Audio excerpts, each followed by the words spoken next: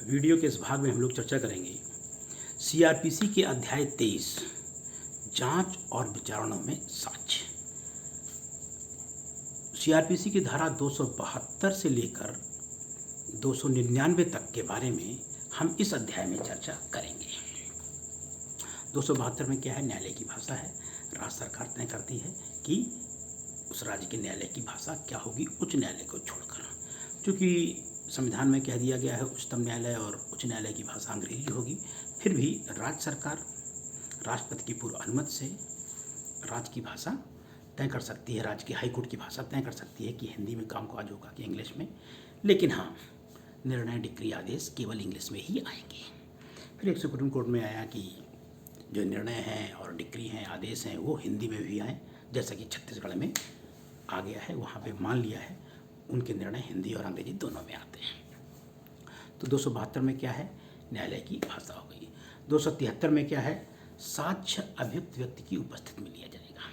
मतलब जो भी साक्ष्य उपस्थित लिया जाएगा अभियुक्त व्यक्ति की उपस्थिति में लिया जाएगा, सिवाय जब तक कि उसे व्यक्तिगत हाजिरी से अभिमुक्ति नहीं दे दी गई है तो प्लीडर के माध्यम से ले लिया जाएगा। लेकिन यहीं पर एक चीज़ और है, मामला बलात्कार वाले में है तो ये देखा जाता है कि पीड़िता का अभियुक्त का आमना सामना ना हो। अब साक्ष्य अभियुक्त की उपस्थिति में लिया जाएगा। तो कहाँ कहाँ पर प्रावधान है सीआरपीसी में जब न्यायालय अभियुक्त को व्यक्तिगत उपस्थिति से अभिमुक्ति दे देता है? आप देखेंगे सीआरपीसी 115 में देखेंगे जब कार्यपालक मजिस्ट्रेट की कार्रवाई होती है, 205 देखेंगे, 273 देखेंगे, 299 भी देखेंगे और 317 देखेंगे। ये सेक्शन वो हैं, मतलब 115, 205, 273, 299 और 317 वो हैं जहाँ पर न्यायालय क्या कर सकता है कि साक्ष्य अभियुक्त व्यक्ति की उपस्थिति में लिए जाना चाहिए, उसमें अभिमुक्ति दे सकता है। फिर 200 ये तो 73 होगा, 73 से लेके 79 तक स्तन मामले में अभिलेख, वारंट मामले में अभिलेख, सत्र न्यायालय के मामले में अभिलेख, साक्ष्य में अभिलेख, उनमें परिवर्तन, उनका देखा जाना। फिर 269 में जब रूपांतरण हो जाता है तो उसके बारे में चर्चा, ये सब ऐसे करके दिए गए हैं। फिर 280 है। 280 में भावभंगिमा, अपराधी की भावभंगिमा, यही चीज़ सीपीसी में आदेश 18 नियम 12 में भी है। 281 में स्टेटमेंट है। 281 में वही है प्रक्रिया की जब कन्फेशन लेते हैं। 164 में हम बता चुके हैं 281 की प्रक्रिया अपनाई जाएगी। साक्ष्यों में लेते समय क्या है कि उसे प्रश्न पूछा जाएगा, न्यायालय की भाषा में लिखा जाएगा, प्रश्नोत्तर के रूप में लिखा जाएगा, फिर उसे समझाया जाएगा, उसके साइन किए जाएंगे, फिर मजिस्ट्रेट अपने साइन करेगा। तो साक्ष्य के बारे में पूरी चीज़ें हैं। अभियुक्त के साक्ष्य के अभिलेख हो गए। फिर 282 आता है दुभाषिया। साफ साफ कह दिया गया है कि दुभाषिया ठीक ठीक रूपांतरण करने के लिए आबद्ध होगा और उच्च न्यायालय के अभिलेख 83 हो गया। 284 से लेकर 290 तक, 284 से लेकर 290 तक कमीशन है। पहले तो कमीशन की कोडिंग कर लो।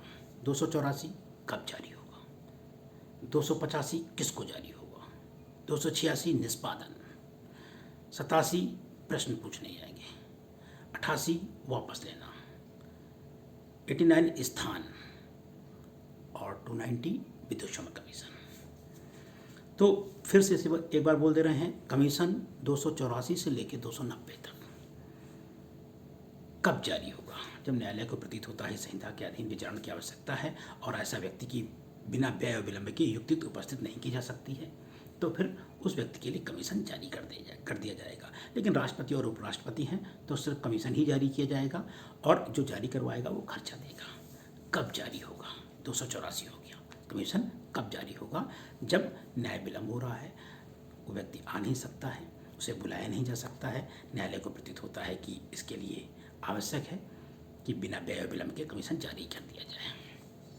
तो 284 क्या हो गया? कब जारी होगा।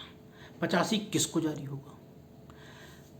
तो जहाँ जारी होना है, मतलब जैसे यूपी है, यहाँ से जारी होना है महाराष्ट्र के लिए, तो जिस जिले में जारी होना है, जहाँ पे वो जिसको कमीशन जारी किया गया है, जहाँ वो व्यक्ति रहता है, वहाँ के मुख्य न्यायिक मजिस्ट्रेट को जारी होगा। जहाँ इस संहिता का विस्तार है। जहाँ इस संहिता का विस्तार नहीं है लेकिन भारत में है तो केंद्र सरकार प्राधिकृत करेगी। और विदेश में कमीशन जारी करना है तो केंद्र सरकार प्राधिकृत किसी अधिकारी को नियुक्त कर देती है, उसी को कमीशन जारी किया जाता है। मतलब 284 कब जारी होगा, 85 किसको जारी होगा। तो मान के चलिए कि जहाँ पर व्यक्ति जो रह रहा है जिससे प्रश्न पूछे जाने हैं वहाँ के सीजीएम को जारी होगा। 284 कब जारी होगा, 285 किसको जारी होगा, 286 निष्पादन। निष्पादन में क्या होता है, जैसे मान लीजिए अब कानपुर से महाराष्ट्र में भेज दिया गया तो महाराष्ट्र में एक किसी जिले में भेज दिया गया, सतारा ताराज कहीं भी मान लीजिए, तो वहाँ के सीजीएम साहब चाहे तो किसी जीएम फर्स्ट को दे दें, चाहे खुद जाएं, चाहे उस व्यक्ति को बुलाएं, पूछताछ करें, मतलब पूरी प्रक्रिया वही अपनाएंगे। मतलब इसमें दो चीज़ें हैं, सीजीएम साहब खुद करें, अब मजिस्ट्रेट को दे दें, जिस व्यक्ति का कमीशन किया जाए उसको न्यायालय बुला लें या खुद चले जाएं, वो कोई भी प्रक्रिया अपना सकते हैं और वहाँ पे उसका निष्पादन कराएंगे। 84, 85, 86 में निष्पादन, 87 में भाई प्रश्न पूछे जाएंगे। जो प्रश्न पूछे लेके जाए जाते हैं तो उन प्रश्नों का वो उत्तर देगा। और यदि व्यक्ति जो कमीशन जारी करवाता है खुद जाना चाहता है तो पुनः परीक्षा या प्रतिपरीक्षा भी कर सकता है। और 288 कमीशन का लौटाया जाना, जब भाई कमीशन हो जाएगा, प्रश्न उत्तर पूछ लिए जाएंगे उस जिले में, तो कमीशन जहाँ से भेजा गया था उसको लौटा दिया जाएगा। कमीशन का स्थान हो गया और कमीशन स्थानीय है, शायद देख लेते हैं जरा एक मिनट, कार्रवाई का स्थान। और विदेशों में कमीशन का निष्पादन 290। ये 284 से लेके 290 तक क्या हो गया, कमीशन। कोडिंग कर लीजिए, 284 कब जारी होगा, 285 किसको जारी होगा, 86 निष्पादन, 87 प्रश्न पूछे जाएंगे, 88 लौटाया जाना, फिर उसका कार्रवाई का स्थान 89 और विदेशों में कमीशन।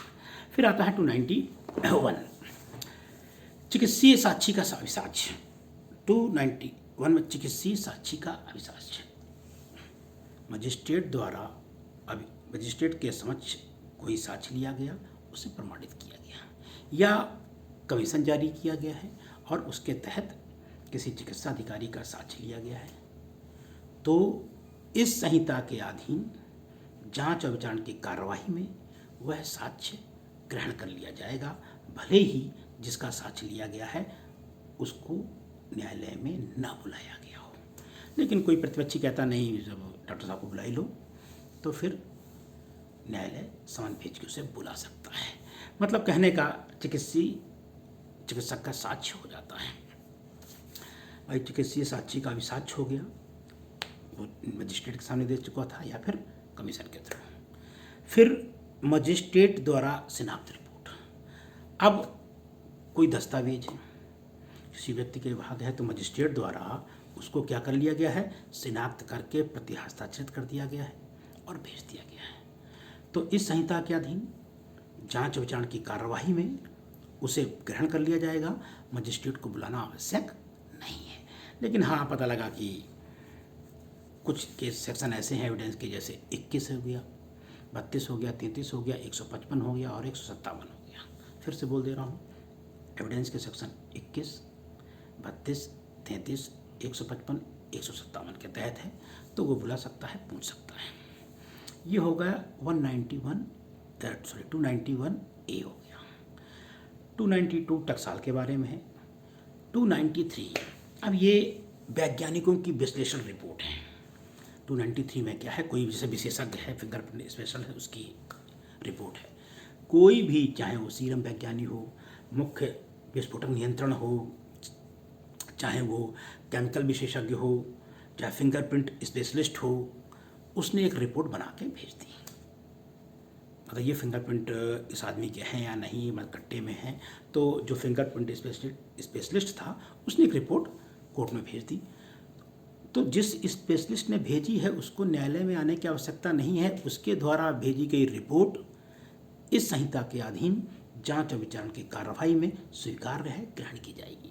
लेकिन प्रतिपक्षी कहता नहीं नहीं सर, स्पेशलिस्ट को बुला लो, तो न्यायालय कहता अच्छा भाई फिंगरप्रिंट जो स्पेशलिस्ट हैं वो बुला लिए जाएं। और पता लगा फिंगरप्रिंट स्पेशलिस्ट वो नहीं आते हैं, अपने नीचे के अधिकारी को भेज देते हैं, तो भी मान्य है। ये नहीं कह सकते हो कि जो स्पेशलिस्ट हो, हेड हो, वही आए, ना ना ना। तो जो जो वैज्ञानिक साक्ष्य हैं, वैज्ञानिक स्पेशलिस्टों के साक्ष्य हैं, तो किन किन के हो गए, एक लंबी सूची दी गई है। मैं 4 लोगों के नाम बता दे रहा हूँ। सीरम वैज्ञानिक हो गए, केमिकल स्पेशलिस्ट हो गए, फिंगरप्रिंट स्पेशलिस्ट हो गए, और मुख्य विस्फोटक नियंत्रक हो गए। इनके बारे में है। 294 में है औपचारिक साक्ष्य। केवल ये हेडिंग देख लेते हैं जरा, क्योंकि ये क्वेश्चन आ गया है। कुछ दस्तावेजों के औपचारिक सबूत के अभिसाक्ष्य, नहीं क्या है, कुछ दस्तावेजों के औपचारिक सबूत आवश्यक ना होगा। 294 कुछ दस्तावेजों के औपचारिक सबूत आवश्यक ना होगा। ये जरा क्या कह दिए, दोनों पक्षकार ने क्या किया, अभियुक्त पक्ष और अभियोजन पक्ष दोनों ने अपने अपने दस्तावेज सौंप दिए। उन दस्तावेजों की सूची बना दी गई और फिर दोनों पक्षों से कहा गया, भाई जिसको कोई काम का विरोध करना है तो विरोध कर ले, और जो सूची बनाई जाएगी वो राज्य सरकार द्वारा विहित प्रारूप में बनाई जाएगी। औपचारिक साक्ष्य है।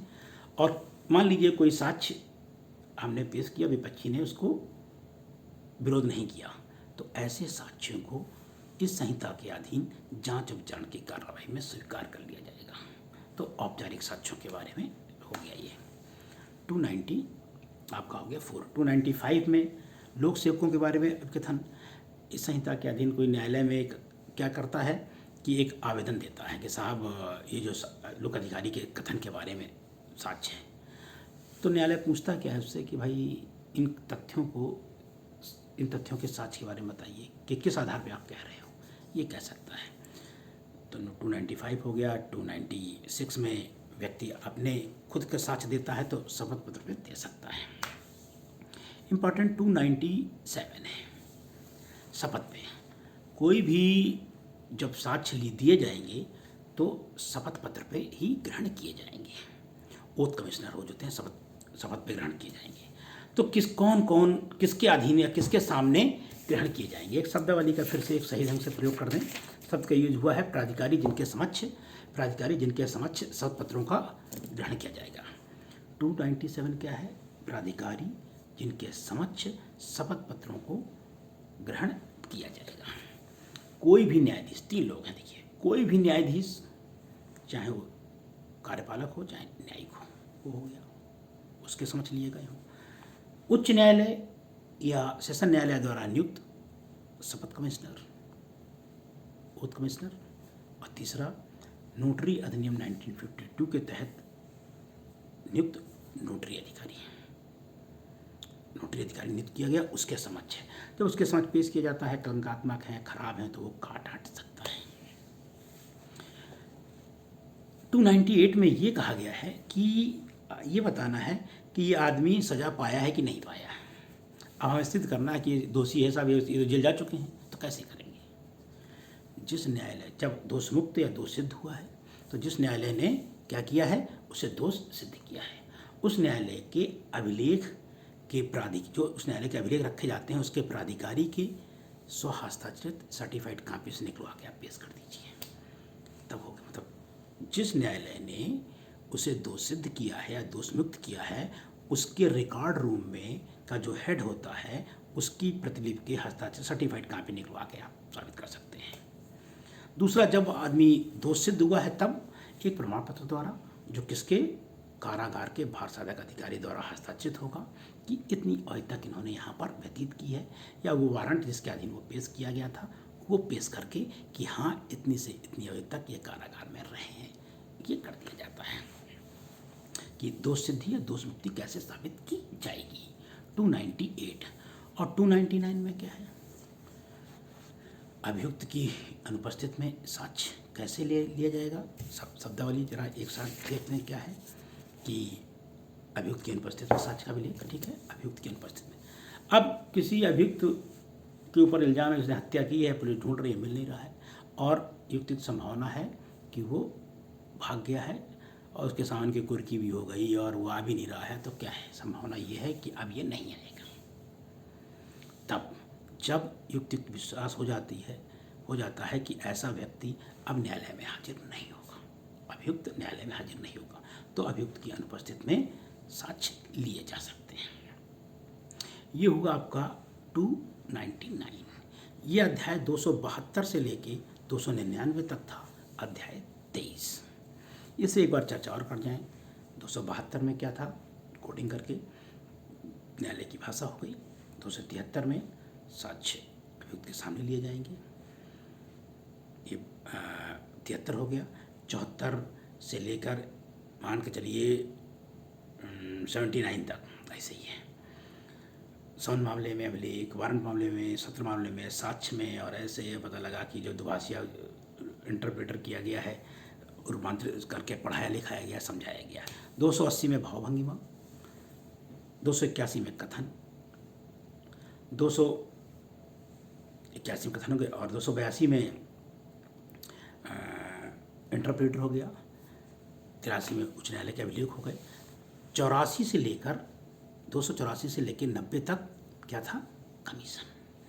284 कमीशन कब जारी होगा, 85 किसको जारी होगा, 86 निष्पादन, 87 प्रश्न पूछना, 88 लौटाया जाना, 89 स्थान, 90 विदेशों में, 91 चिकित्सा अधिकारी के साक्ष्य, 91A मजिस्ट्रेटों की शनाख्त रिपोर्ट, 92 टकसाल, 93 वैज्ञानिक रिपोर्ट, 94 औपचारिक साक्ष्य, 95 लोक सेवकों के कथन, 96 खुद आदमी व्यक्तिगत साक्ष्य देना चाहता है तो शपथ पत्र दे सकता है, और प्राधिकारियों जिनके समक्ष शपथ ग्रहण की जाएगी। 97 प्राधिकारी जिनके समक्ष शपथ ग्रहण की जाएगी, तो कौन कौन से थे, कोई भी न्यायाधीश, चाहे कार्यपालक हो चाहे न्यायाधीश हो, उच्च न्यायालय या सेशन न्यायालय द्वारा नियुक्त शपथ कमिश्नर, या नोटरी अधिनियम द्वारा नियुक्त शपथ कमिश्नर। 298 दोषसिद्धि या दोष मुक्ति कैसे साबित की जाएगी, और 299 अभियुक्त की अनुपस्थिति में अभिलेख। ये आपका हुआ अध्याय 23। वीडियो कैसा लगा देखें और आगे बढ़ाएं। धन्यवाद।